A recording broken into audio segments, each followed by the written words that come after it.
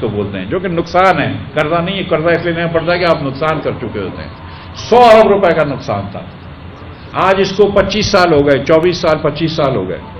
جب مشرف صاحب گئے تو پیپلز پارٹی کی حکومت آئی، انہوں نے کہا وہ جو تھی وہ آمریت کی حکومت تھی، ہم آئیں گے، ہم ٹھیک کر دیں گے، ہم دیکھیں آپ کو صحیح کر کے دکھا دیں۔ پیپلز پارٹی، مشرف صاحب 100 ارب روپے کا چھوڑ کے گئے تھے، جب پیپلز پارٹی گئی تو 500 ارب کا ہو گیا، 500 ارب کا ہو گیا۔ ہم نے کہا اچھا ٹھیک ہے۔ اس کے بعد مسلم لیگ نون کی حکومت آئی۔ مسلم لیگ نون کی حکومت نے سمجھا اور صحیح سمجھا کہ ہم ان سے زیادہ کمپیٹنٹ ہیں، ہم ان سے زیادہ اہل ہیں، اور یہ لوگ تو صحیح نہیں تھے، اور جو بھی جیسے بھی تھے ہم اس کو ٹھیک کر کے دکھائیں گے آپ کو، اور ہم ٹھیک کر دیں گے۔ مسلم لیگ نون آئی، اس نے کوشش کری۔ جب مسلم لیگ نون 5 سال بعد چھوڑ کے گئی تو وہ 500 ارب سے بڑھ کے 1100 ارب ہو گیا تھا۔ ہم چلے گئے، عمران خان صاحب آ گئے، انہوں نے کہا ظاہر ہے ہم تو زیادہ کمپیٹنٹ ہیں، ہمارے پاس 200 لوگ افلاطون کی ٹیم ہے، اور ہم تو ایمانداری کا وہ زیور پہن کے آئے ہیں۔ تو وہ انہوں نے ٹھیک کرنے کی کوشش کی، 4 سال خان صاحب نے لگائے ٹھیک کرنے کے لیے، 1100 سے بڑھ کے 2300 ہو گیا۔ اب شہباز شریف صاحب آئے، بولتے ہیں میں ٹھیک کر رہا ہوں۔ اب میں آپ کو یہ کیوں بتاؤں گا کہ 2300 سے بڑھ کے 2800 پہ ہو جائے گا، یہ آپ لوگوں کو بھی پتا ہے۔ لیکن تو مقصد یہ ہے کہ جس طرح کام کرتے رہیں گے، اب میں آپ کو ایمانداری سے بتا رہا ہوں کہ بہت اچھے سمجھدار آدمی ہیں شہباز شریف صاحب، میں نے بہت قریب سے کام کیا ہے، اور میں آپ کو یہ بھی بتا رہا ہوں کہ جتنے حکومت میں لوگ ہوتے ہیں، تمام پارٹیز کے لوگ، وہ اچھے، زیادہ تر لوگ بہت اچھے شریف لوگ ہوتے ہیں، اور اہلیت کے اوپر بحث ہو سکتی ہے، لیکن ان کے اچھے لوگ ہوتے ہیں جو چاہتے ہیں کہ بہتری کریں۔ ایسا نہیں ہے کہ جو حکومت کے لوگ بیٹھتے ہیں تو یہ سوچتے ہیں کہ سرکولر ڈیٹ کم نہیں ہونا چاہیے، لیکن ان کو کام نہیں آتا،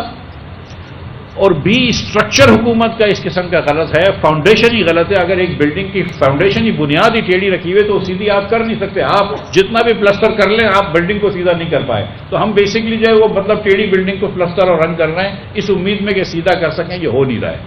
سو یہ ایک دوسری گزارش آپ سے کرنی تھی۔ اس طرح آپ جو بھی مسئلہ اٹھا کے دیکھ لیں، آپ دیکھیں کہ پاکستان میں کوئی مسئلہ سالو نہیں کیا۔ میں آپ کو ایک اور بھی مسئلہ بتا دیتا ہوں کہ پاکستان میں تقریباً 6 کروڑ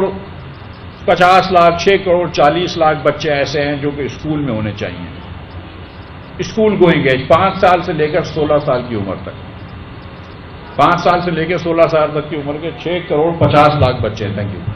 اب یہ 6 کروڑ 50 لاکھ بچوں میں ورلڈ بینک کا اسٹیمیٹ پچھلے سال کا یہ تھا کہ 2 کروڑ 30 لاکھ بچے اسکول میں ہی نہیں ہیں، تو اب 4 کروڑ 20 لاکھ بچے رہ گئے۔ اس کے بعد اس سال ایسٹیمیٹ یہ ہے کہ یہ جب سندھ میں فلڈز آئیں تو کم از کم 20 لاکھ بچے اور اسکول سے نکل گئے ہیں، تو اب آپ کے 2.5 کروڑ بچے اسکول سے نکلے، 4 کروڑ بچے اسکول میں، جس میں سے 1 کروڑ بچہ جو ہے وہ مساجد کی اسکول میں جاتا ہے یا مدارس میں جاتا ہے۔ اب ہم یہاں سب بیٹھے ہوئے ہیں، ہم یہ جانتے ہیں کہ مدارس میں جو بچے جاتے ہیں وہ اس لیے نہیں جاتے کہ ان کے والدین جو ہیں وہ کچھ زیادہ مذہبی ہیں اور وہ چاہتے ہیں کہ ان کے بچے جو ہیں وہ علماء کرام بن جائیں۔ وہ مساجد میں اس لیے جاتے ہیں کہ ان کے والدین کے پاس، مدارس میں اس لیے جاتے ہیں کہ ان کے والدین کے پاس پیسے نہیں ہوتے وہ بچے کو وہ کرنے کا، تو وہ بچوں کو بورڈنگ اینڈ لاجنگ فری ہوتی ہے، کھانا پینا اور رہنا فری ہوتا ہے، تو بچوں کو ادھر چھوڑ دیتے ہیں۔ اور پھر تو ان مدارس سے جو بچے نکلتے ہیں اور ان کا بھی کریکولم ایسا ہے کہ ان کو ہم ایسی کوئی ہنر یا اسکل نہیں دیتے عموماً مدارس میں کہ جن سے ان کو کوئی نوکری مل سکے۔ تو آپ کے 3.5 کروڑ بچے جو ہیں وہ ایسے نکل رہے ہیں کہ جن کو آپ نے اس دنیا کے لیے تیار نہیں کیا، اور باقی 3 کروڑ بچے ایسے ہیں کہ جو چلو اسکولوں میں جاتے ہیں۔ اب میں آپ کو یقین دلا سکتا ہوں کہ آپ دنیا کے بہترین معیشت دان کو بلا لیں، کسی کو بلا لیں، اگر آدھے بچے ہمارے اسکول نہیں جا رہے، آدھے بچے اسکول سے باہر ہیں، تو آپ دنیا کی کوئی معاشی پالیسی نہیں لکھ سکتے کہ جس سے ملک ترقی کر جائے اگر آپ کے آدھے بچے اسکول میں نہ ہوں، یہ ہو ہی نہیں سکتا۔ لیکن ایک پاکستان کی بات کیوں کر رہا ہوں کہ جب آپ نوکری کی بات کرتے ہیں نا تو یہاں پہ سیاستدان آپ کو آپس میں لڑا دیتے ہیں کہ دیکھو یار وہ پنجابی ہماری نوکری لے کے جا رہا ہے، دیکھو یار وہ سندھی ہماری نوکری لے کے جا رہا ہے، دیکھو وہ مہاجر ہماری نوکری لے کے جا رہا ہے، دیکھو وہ بلوچ جو ہے وہ نوکری لے رہا ہے، دیکھو وہ پشتون ہماری نوکری لے کے جا رہا ہے۔ مقصد یہ پاکستان میں نہیں ہونا چاہیے یار، اگر پنجابی بھی نوکری کر لیتا ہے یا مہاجر بھی نوکری کر لیتا ہے یا سندھی بھی نوکری کر لیتا ہے تو وہ پاکستانی ہے نا، اس کو بھی تو نوکری چاہیے نا۔ جو آدمی نوکری ڈھونڈ رہا ہے اور نوکری کر رہا ہے وہ کوئی چوری تو نہیں کر رہا ہے، غلطی کام تو نہیں کر رہا ہے، وہ کیوں نوکری کر رہا ہے؟ کیونکہ اس کے بیوی بچے ہیں، اس کو ان کو گھر کا کھانا کھلانا ہے، تو نوکری کرنا تو اچھی بات ہے، یہ کب سے بری بات ہو گئی؟ کوشش کیا کرنی چاہیے سیاستدان کو کہ جو کتنا بڑا کیک ہے اس کو بڑا کیا جائے، کہ آپ کے پاس ملک میں زیادہ نوکریاں ہونی چاہیے، زیادہ مواقع ہونے چاہیے۔ تو وہ کہتے ہیں نا انگلش میں کہ we have to increase the size of the pi,